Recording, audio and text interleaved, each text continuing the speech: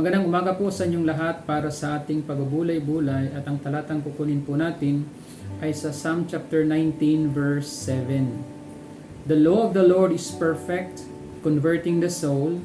The testimony of the Lord is sure, making wise simple. Ang kautusan ng Panginoon ay sakdal na nagpapanauli ng kaluluwa.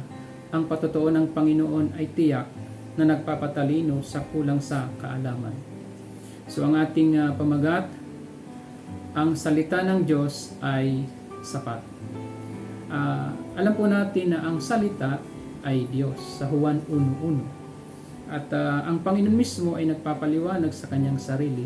At dito sa Psalm chapter 19 verses 7 up to 9, meron siyang 6 na pahayag dito.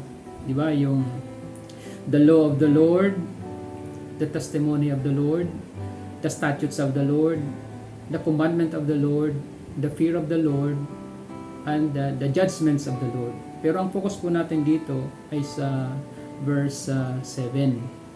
At dito, sabi dito, the law of the Lord is perfect, converting the soul.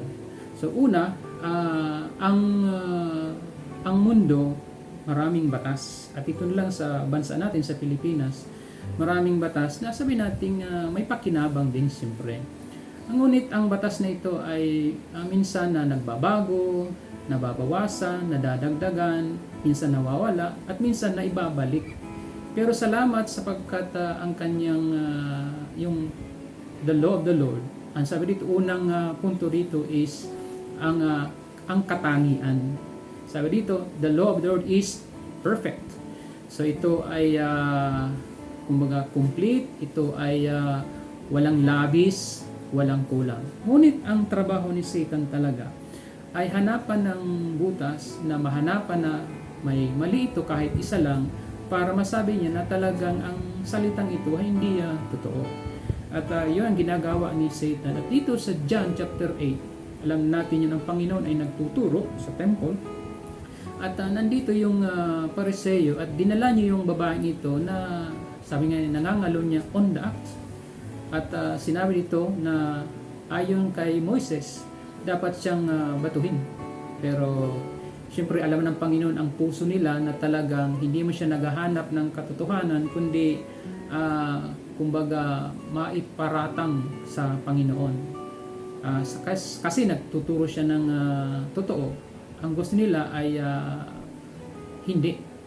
Ngunit ang Panginoon, sumulat siya sa ground na gamit ang kanyang daliri at dumating sa point na sabi niya, kung sino sa inyo ang walang kasalanan, siyang unang bumato. At ganon din, sumulat ulit ang Panginoon. At sabi nga dito is being convicted by their own conscience, umalis na itong una yung mga sabi nating matatanda at sumunod na rin yung iba. At hanggang sa wala nang natira, ang Panginoon lang, at ganoon din yung babaeng ito na nasa gitna. At sabi ng Panginoon, nasaan na sila? Sabi ng babae, wala na po. Sabi ng Panginoon, hindi na kita hahatulan, humayo ka at huwag ka nang magkasala. So, lumalabas na ang kautusan ng Panginoon talaga ay perfect. Wala kang mahahanap na mali, butas ito. Bagaman kahit magagaling itong mga pariseng ito sa kautusan, pero dito wala siyang magagawa. So, ikalawa dito ay yung kapakinabangan. Ang sabi rito, the law of the Lord is perfect, converting the soul. Yung nagpapanauli ng kaluluwa. So, sa mundo, ang batas dito ay patungkol lang sa katawan ng tao, pero dito para sa kaluluwa. Therefore, nagtuturo talaga ito ng kaligtasan. At hindi lang kaligtasan kundi marami pang bagay. At dito mismo sa John chapter 8, yung pangyaring ito sa babaeng ito, ay nailigtas siya ng Panginoon. Una, sa kanyang sa soul, at ganoon din litera sa kanyang katawan. Hindi ba dapat siyang batuhin, pero dito, sabi dito, nasaan na sila? So wala. Malinaw din naman na ang Panginoon at the same time siya ay judge. Pero dito ang ginamit niya ay kanyang mercy. Kaya sabi niya, hindi na kita hatulan, humayo ka at huwag ka nang magkasala. At hindi lang yun, ang salita ay talagang makapangyarihan perfect. At dito, iba yung being convicted by their own conscience. Therefore, yung mga tao doon, Pariseo at iba pa, sila mismo ay kumbaga nakonsensya sa pamamagitan ng salita. Totoo talaga na ang salita ng Diyos ay makapangyarihan, ito ay sapat. At sunod doon sa sabi natin sa verse 7, Psalm chapter 19. The law of the Lord is perfect, converting the soul. The testimony of the Lord is sure, making wise the simple. Ang patotoo ng Panginoon ay tiyak na nagpapatalino sa kulang sa kaalaman. Yung sunod dito ay yung patotoo ng Panginoon. Muli sa batas, kumaga sa may nagpapatotoo tao. Minsan totoo, minsan hindi. Pero salamat sa binabasa natin, ang nandito yung patotoo ng Panginoon. Personal na patotoo ng Panginoon. At muli yung kumbaga yung sinasabi dito, ang patotoo ng Panginoon ay tiyak, sure, totoo. Ngunit muli ang trabaho ni Satan ay hanapan siya ng mali. Kaya baga rin sa John chapter 8, yung sumunod na pangyayari man dito, nagtuturo ang Panginoon na sabi niya, I am the light of the world. Pero sabi ng Pariseo, nagpapatotoo kayong sarili, ngunit hindi ito totoo. Ngunit sumunod na talata dito, sinabi niya na nasusulat sa inyong kautusan na ang patotoo ng dalawang saksi ay totoo. At nagpatotoo ako sa aking sarili at ganang Ama na nagsugo sa akin. Ngunit sabi nila, nasaan ang iyong Ama? Sinabi ng Panginoon na hindi niyo ko nakikilala ni ang Ama.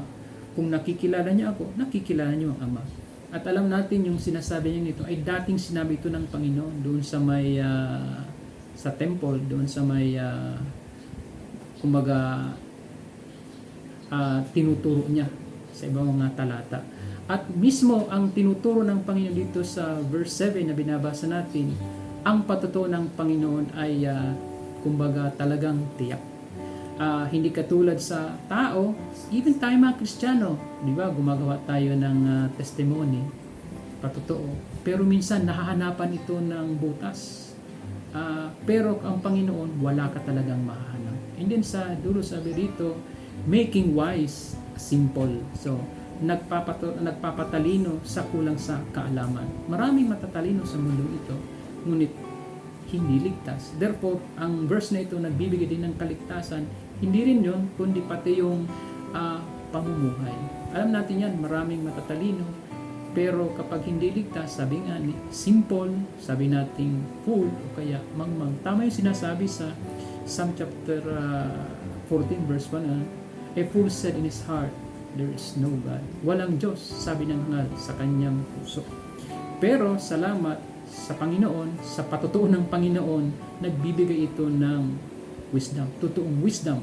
Hindi lang ang pagkaalam sa maraming bagay, kundi pamumuhay sa mundo ito. Tayo ay manalangin. Ama, maraming salamat po sa iyong salita. Ang iyong salita ay sapat, ay perfect, sure. Salamat po, Panginoon. Ito ay nagbibigay ng kaligtasan, naglilinis sa aming puso, Panginoon, at nagbibigay ng maayos na buhay. Salamat po sa iyong kautusan. Salamat po sa iyong patotoo, Panginoon. Bagaman ito ay winawasak ni Satan, ngunit salamat sapagkat ang iyong salita mismo, Panginoon, ay makapangyarihan. Maraming salamat po sa oras na ito. Dalangin po namin na hindi niyo po ay ng maayos na pamumuhay na galing sa Diyos para ikaw laging matuturan. Ulit itong tinadalangin namin. In Jesus' name, Amen.